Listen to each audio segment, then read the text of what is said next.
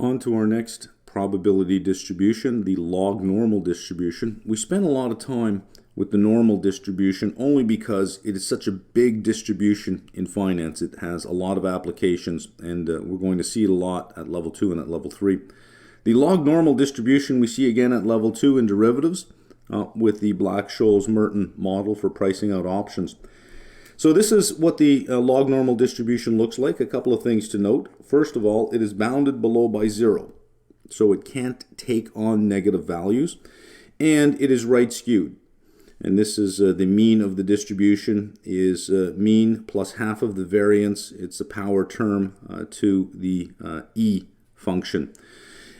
One thing to note here, as the variance increases, notice what happens to the mean. The mean can only increase because the distribution has its back up against the wall at 0, so it's not as if the left tail can expand with greater variance, which means only the right tail expands, and as the variance of this distribution increases, this distribution tends to start looking like that, starts to look more bell-shaped like a normal distribution, still bounded below by 0. We use the log normal distribution to describe the probability distribution of asset prices, because asset prices cannot be negative. Now some of you might be saying, wait a minute, I remember when oil prices went negative. That's not entirely true. Oil prices never went negative. The contract price for oil in the futures market went negative, but the spot price for oil, the asset itself, never went negative. So this is still a valid distribution for asset prices. So the relationship between a log normal and a normal distribution has to do with the mathematical function of the natural log. A variable y follows a log normal distribution if the natural log of y is normally distributed. In other words, the log is normal. So if we take y from a log normal distribution, take the natural log, we will get a normal distribution of values. The log is normal, log normal. So you can always remember it that way. The log normal distribution, like the normal distribution, is described by two parameters, the mean and the variance, but not the mean and the variance of the log normal distribution, it's the mean and the variance of its associated normal distribution. So once we take the natural log of the variables that make up a log normal distribution, we would get a normal distribution. The mean and variance of that normal distribution will allow us to get back to this log normal distribution by taking all of those variables and raising it to the power of e, because the natural log of x is the inverse of e to the power x. So that if we took the natural log of e to the x, we would get, of course, x. Let's say that I wanted to calculate the return on a stock over a particular period of time. I say stock, but we'll let S be any asset. We can take the ending price of the asset divided by the beginning price of the asset, and it should equal 1 plus the holding period return, RH being the holding period return. You may be more familiar with this formulation here. The ending price minus the beginning price divided by the beginning price will be our return. And I'm going to show you, just to clear up the confusion, because I do get this question, is why are we using this as opposed to using this particular formulation to calculate a return? I'm going to show you that's the same thing. Let's take ST minus S naught over S naught and break it apart, and we'll get this. You can simplify this and satisfy yourself it's the same thing. Well, S naught over S naught is 1, right? So it'll be ST over S naught minus 1. Well, let's add 1 to both sides. ST over S naught equals 1 plus RH, and that's what we started with. So we can calculate a holding period return. And remember, the log normal distribution is the distribution of asset prices. So if I take an asset price at one period of time, sometime in the future, divided by the original asset price, I will get 1 point RH, whatever the return happens to be. If it was 8%, I will get 1.08. This is not a normally distributed variable. If I take the natural log of this, now I will have a normally distributed variable at a continuously compounded rate of return. That's where we're headed. I just want you to sort of look ahead. Let's go to the next screen. All right, let's put some numbers to this so that we can see the difference. Let's say that we see an asset that ends at a price of $34.50. It began at a price of $30. What is the percentage gain in this asset? Ending over beginning, we get 34.50 over 30, we get 1.15, which is 1 plus RH, so RH must be 15%. And I think if you get a calculator out and you add 15% to 30, you'll get to 3450. If we take the natural log of this instead of just doing ST over S naught, let's take the natural log. We will just get R. None of this 1 plus, we will just get R, where R is a continuously compounded return. So let's see what we get. Take the natural log of 3450 over 30, which is the same as the natural log of 1.15, because that's what it equals. We get 13976, 0.13976, or 13.976% if we continuously compounded that return over the same period of time. So the holding period return is 15%, but on a continuously compounded basis, it's 13.976%. And the beautiful thing is that this return is now distributed normally with a mean and a variance that we have, so that we can mathematically describe the distribution. Notice that the mean scales linearly with time, as does the variance scale linearly with time. Why is this the case? Well, this is a continuously compounded return. It's already compounded. So if it were over 2 years, we would not compound this for 2 years, you just multiply it by 2. So if I said, what is the mean of the distribution of this return in 2 years, the mean would be that rate for 2 years. It would be multiplied by 2 and not compounded by 2, because this is already a compounded return, and you would not compound an already compounded return. So they scale linearly with time. And one thing to note here, if the variance scales linearly with time, the standard deviation must scale linearly with the square root of time. Well, how do we calculate, if we have a continuously compounded return, how do we take 30 and turn it into 3450? Whenever we have continuously compounded returns, the continuously compounded return is the power term of the E function. So 3450 equals 30 multiplied by e to the power of 0.13976. On your calculator, you'll key in 0.13976. You'll hit the second key, 2nd, and then you'll hit the ln key, because the second function of ln is e to the power of x. Multiply by 30, you'll get 3450. And if we want to state it more generally in terms of the variables, 3450 was our ST, 30 was our S naught, there's our E, and our power term is R. By the way, when you get to derivatives, you have just calculated a forward price. So when we see how to calculate a forward price or a futures price in derivatives, and you say, well, how did we get that? It is nothing more than taking our $30, compounding it continuously at a particular rate to come up with a price in the future. ST over S naught equals e to the R, and if we take the natural log of ST over S naught, we will get R. It's just mathematics, different ways of expressing the same thing mathematically. So once we take a log normal return, if we have log normal asset prices and we calculate returns as the ratio of asset prices, we will have log normal returns. If we take the log of those log normal returns, we will have a series of normal returns. Once we have normal returns, we can then perform a whole bunch of hypothesis testing on that to determine what the probability of a return being greater or less than a certain value would be. To assume returns are normally distributed, we assume returns are independent, which means the return I can generate this year is independent of the return I can generate next year. That my portfolio doesn't have a higher probability of outperforming next year because it outperformed this year. It would be each year or each time period would be independent and identically distributed, meaning that I don't have variances that increase or decrease over time, but that the variance of my return is constant over time. So this is when we say identically distributed, we say that the expected value and the variance do not change from period to period.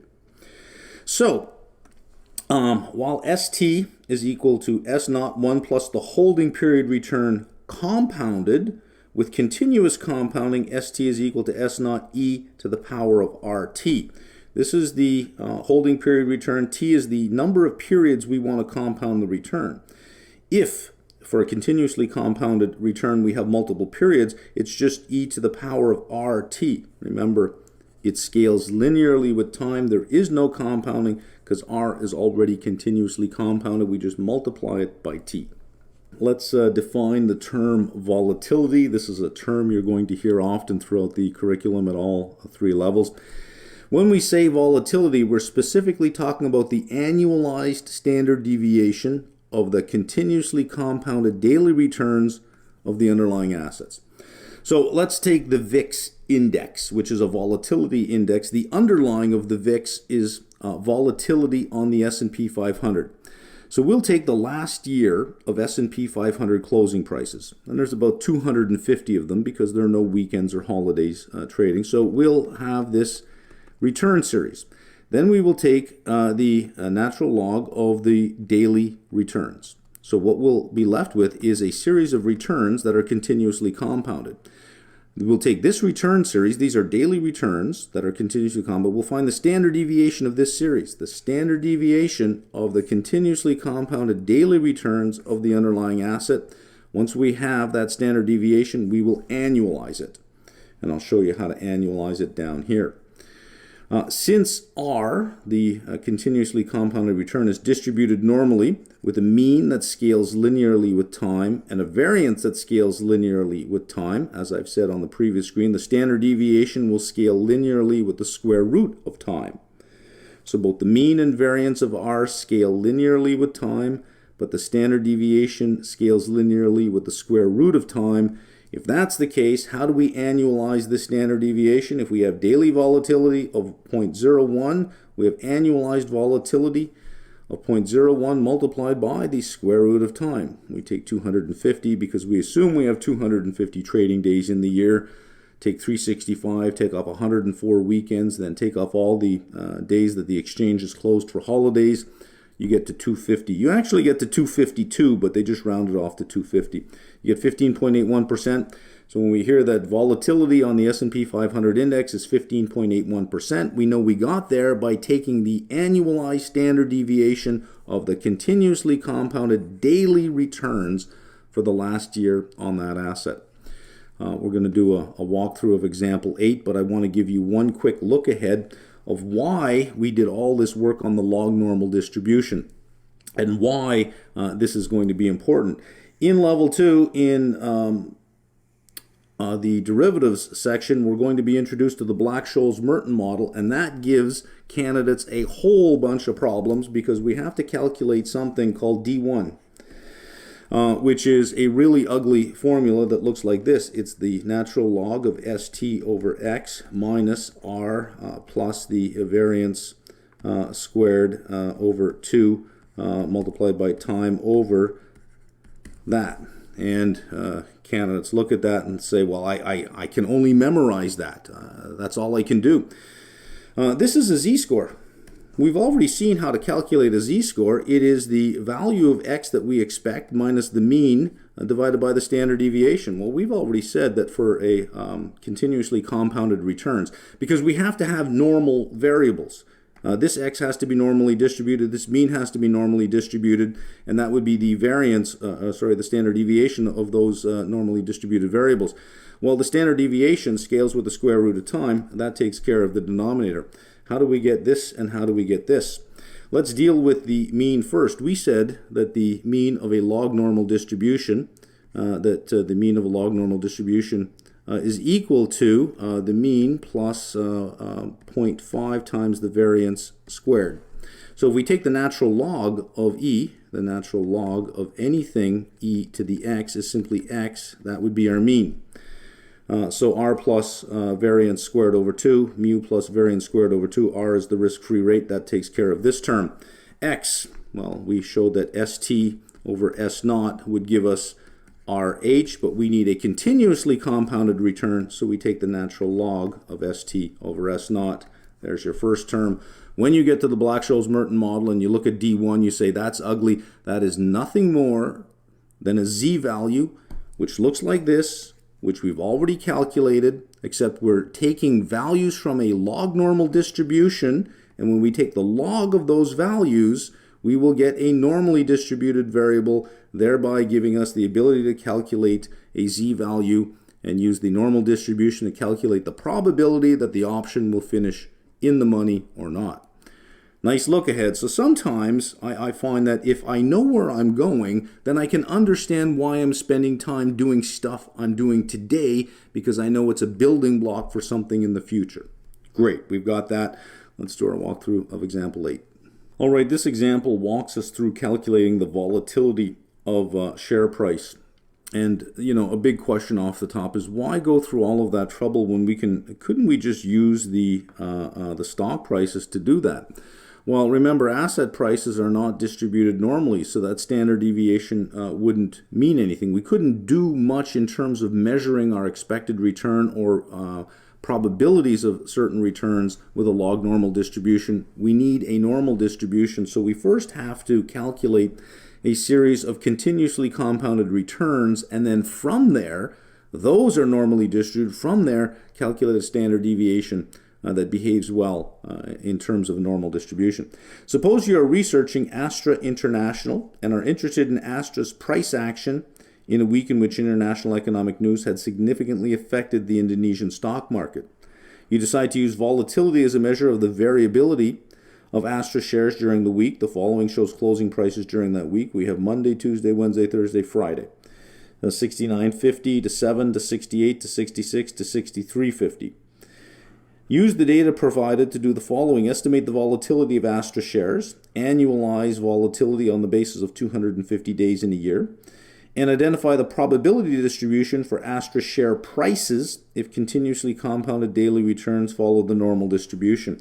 Well, this is asking, and we can answer number 2 right away. What's the probability distribution for the share price? For the share price, it would be log normal. It's saying if the continuously compounded daily returns follow the normal distribution. So if the log of the daily returns is normal, the share price, which we start with, must be log normal. That's fairly clear, I think. So first we have to calculate, to get volatility, we have to calculate continuously compounded daily returns. So we have Tuesday and Monday. So Tuesday will be ST, Monday will be S naught, then Wednesday will be ST, Tuesday will be S naught, and we just keep doing that all the way down. So we can see that we've done this here. 7,000 over 69.50, that's Tuesday over Monday. Take the natural log, 7.168%. Then we have Wednesday over Tuesday. Then we have Thursday over Wednesday. Then finally Friday over Thursday. Notice we only have 4 returns because you need 5 days to get 4 returns. If we wanted the return for Monday, we would have needed Friday's closing price to figure out what the Monday return was. So we add them up, we get a sum, we divide that by 4, we get a mean, then we can calculate the variance. In the same way that we calculate variance, it's just the deviations squared divided by n minus 1, we get 452. That is a variance. To get a standard deviation, we take the square root, and that's the standard deviation for that, for just those returns, for just that 1 week.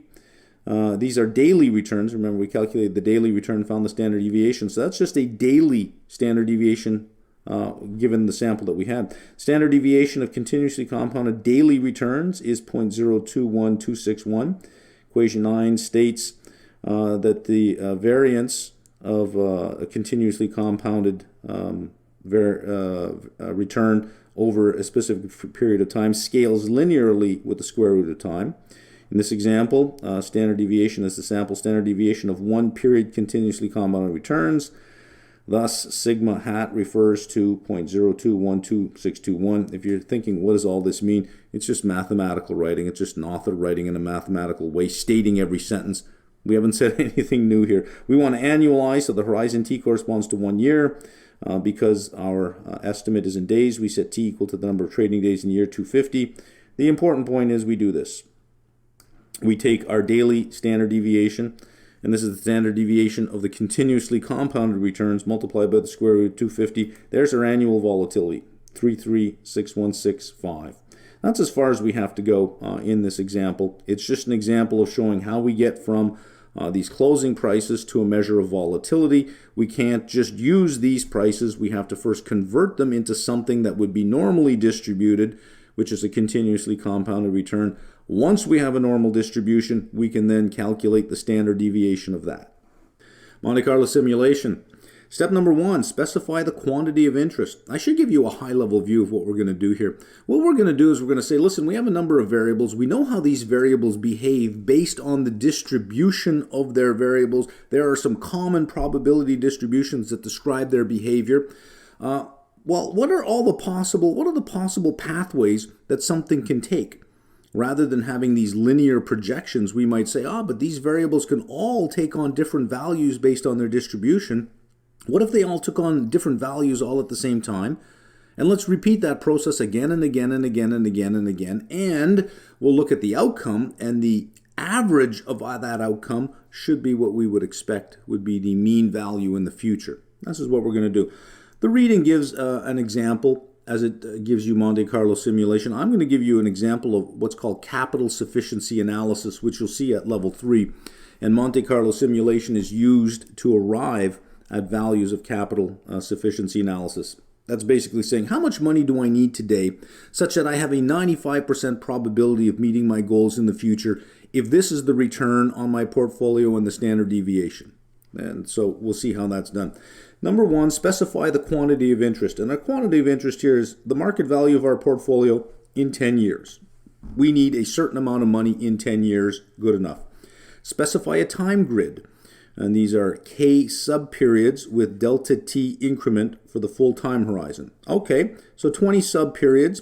My delta T will be 6 months. That'll get me through 10 years. So I'm going to rebalance my portfolio back to its SAA, its strategic asset allocation, every 6 months so that I stay very close to what my expected return of the portfolio would be given my first strategic asset allocation. So my rebalancing is every 6 months.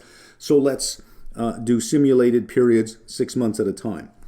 Specify the distributional assumptions for the key risk factors. All right, the expected return on my portfolio is 6.4%, and it has a volatility or a standard deviation of 12%. And the calculation is as follows. The market value of my portfolio at time t will be the market value of my portfolio at time t minus 1, previous period, 1 plus whatever the return for that period happens to be. This will be a 6-month return. And that'll be the market value at time t, which then sets up the next round in the simulation. So that would be, this is the input, this is the output of the simulation, and this will be the output for market value after the first period, which then becomes the input for the second period, etc. Step 4, draw standard normal random variables for each key risk factor over K sub-periods. And that's the important step in simulation is that we need a process that will automatically generate random variables from this distribution. So the expected return is 6.4. I'll give you a high-level picture of what it looks like, and I'll show you how Excel will do it. This is 6.4%. What we want to do is say, well, let's just sample at random. Let's say the return is here. Maybe it's here. Maybe it's there. Maybe it's here. Maybe it's there. Maybe it's here. Maybe it's there. And it'll just keep sampling this distribution at random to calculate what the 6-month return would be. It would update the market value. Then it'd go to period 2, the next 6-month period, and grab one observation from this distribution at random, and on and on and on it goes. But we need a method by which we can generate those random variables. So we're going to need a random number generator, which produces a distribution of random numbers from 0 to 1 that are all equally likely. That's the important thing here. All equally likely, and the distribution is from 0 to 1. So we need a uniform distribution to do this. Let's see how that's done. Right, let's deal with step 4. The random number generator. We have a uniform distribution ranging from 0 to 1, and this is a continuous uniform distribution. Any value is equally likely, and the simulator will choose a value at random 20 times. It'll choose 20 numbers at random. So maybe the first time it chooses 0.32. Maybe the second time it chooses 0.64, and on and on and on all the way to 20, because we have 20 6-month periods. In the second stage, we map that value onto the CDF. Remember, the cumulative distribution function for a normal distribution looks like this, right? It just rises all the way to 100%. Well, let's flip it this way. In other words, grab this part of the axis and just flip it down. That means this one will flip this way, and we'll get something that looks like this. So we'll have this. So we'll take 0.32 and we'll map it onto the CDF, and we'll determine what the area under the curve happens to be. So that's step 5. We'll map the random number from the uniform distribution onto the CDF, and we find we get 0.31561 at 0.32. When we use 0.64, we get 0.7673. Step 6 would then be to turn this into a z-value, and we find that 31561 under the curve represents a z-value of negative 0.48 down here. We're negative 0.48 z-values away from the mean. Then we can calculate what the expected return on the portfolio is. It'll be 6.4 minus 0.48 standard deviations away. That is a return of 0.64%. This is annualized, so our market value after period 1, after the first 6 months, is our beginning market value multiplied by 1.0032. It would be half of the annual return.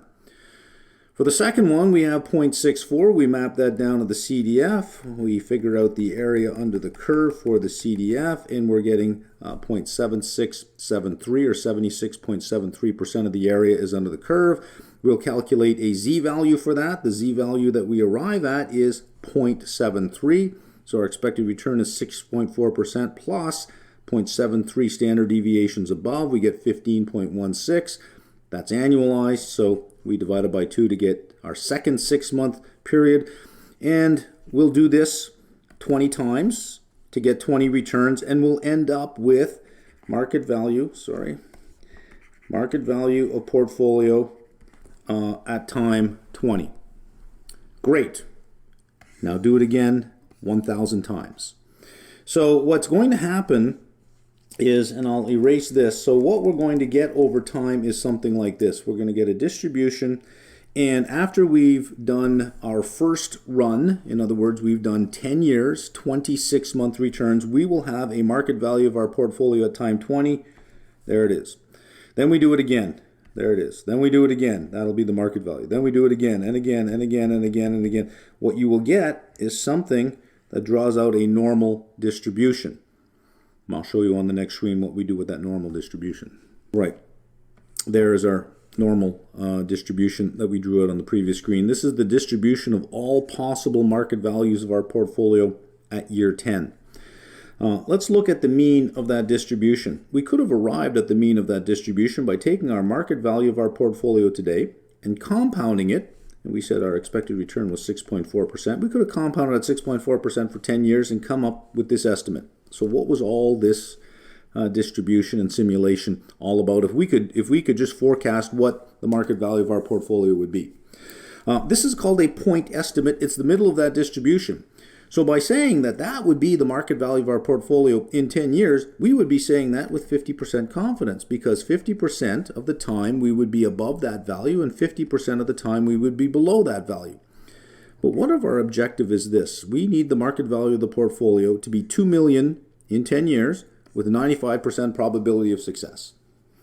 When we forecast out linearly like this and come up with a point estimate of what our portfolio value will be, we're saying that with 50% probability of success. We want a 95% probability of success, which means this value down here must be 2 million.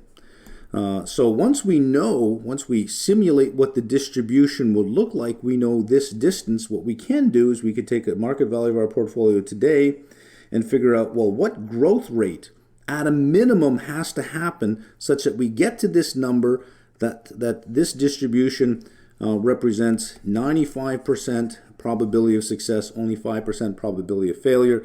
Then we will take the 2 million, which is a future value, and discount it back at that rate, not this rate, and that'll give us our beginning capital. So in other words, if you want a 95% probability of success, of meeting your goal of having 2 million in 10 years, given that you have a portfolio that returns 6.4% but has 12% volatility, you need this much capital today. Now that much capital will be overkill, but after every year you would then run another sufficiency analysis, but this time with 9 years left, then 8 years, and then you would modify the amount of capital that you need so that you would meet your goal with that probability of success. You don't have to know all of this. I'm just showing you how simulation would solve a problem like that so that we can understand what simulation is actually doing. Simulation is coming up with this, is giving us this distribution of outcomes so that we can then make statements that are probabilistic. We want this much money with this much probability, which is better than just saying, oh, you'll have this much with 50% probability. You have capital sufficiency analysis to look forward to at level 3. Just know at level 3, underpinning capital sufficiency analysis is Monte Carlo simulation. Monte Carlo simulation provides only statistical estimates, not exact results. Sometimes when we do something that has a lot of rigor to it and a lot of steps and is very mathematical, we kind of get the feeling that our result is pretty precise. Meanwhile, this distribution, this was an estimate of expected return, and this is an estimate of volatility, and these are all statistical results based on that distribution probabilistically. So there's nothing precise or deterministic about this.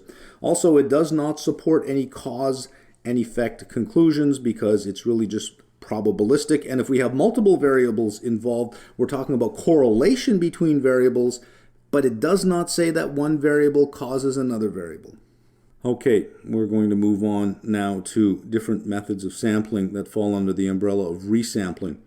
And we use this when we have a particular problem. And our problem is there exists a population out there, but we know nothing about it. All we have is a sample. What can we do with this one sample? And what we're going to do is resample from the sample. So let's dive in here. Resampling is repeatedly drawing samples from an original data sample. Notice we're not drawing samples from a population. We're drawing samples from an original data sample in order to estimate population parameters. The first one we'll look at is the bootstrap method. And here you're going to use computer simulation because you have to observe values one at a time. You can't just take a sample and look at it. It's one at a time. So it can get really tedious. So there is some population that exists, some unknown distribution. I've drawn a little wall here and to show that, all we have is a sample size of 30, and that's all we have. We can't see what's on the other side here. This is all we have. What can we do with this? We would use a system called resampling. And we'll create maybe 1,000 samples from this one sample. And here's how we do it. We only have 30. All of these samples will have an n of 30 as well. So you're probably thinking, how can you have a whole bunch of different samples of n equals 30 when the original sample is only 30? Here's how it's done. Draw one observation from this sample, record it, replace it. Draw another one from this sample, record it, replace it. What you will have in each of these samples is sometimes you'll have the same observation several times, but each of these samples will be different, will be somewhat different from each other. And you will do this n times, here n being 1,000 times. So rather than estimate the distribution, this method creates the distribution. So we don't know what the population distribution looks like, but from this sample and from all of these, we can create what a distribution would look like that did produce this sample. We can also find the standard error of an estimator even when no analytical formula is available. So we don't have to find a mean. We can find, for example, the median, and we can find a standard error for the median, which from an analytical perspective, there is no formulation for finding the standard error of a median.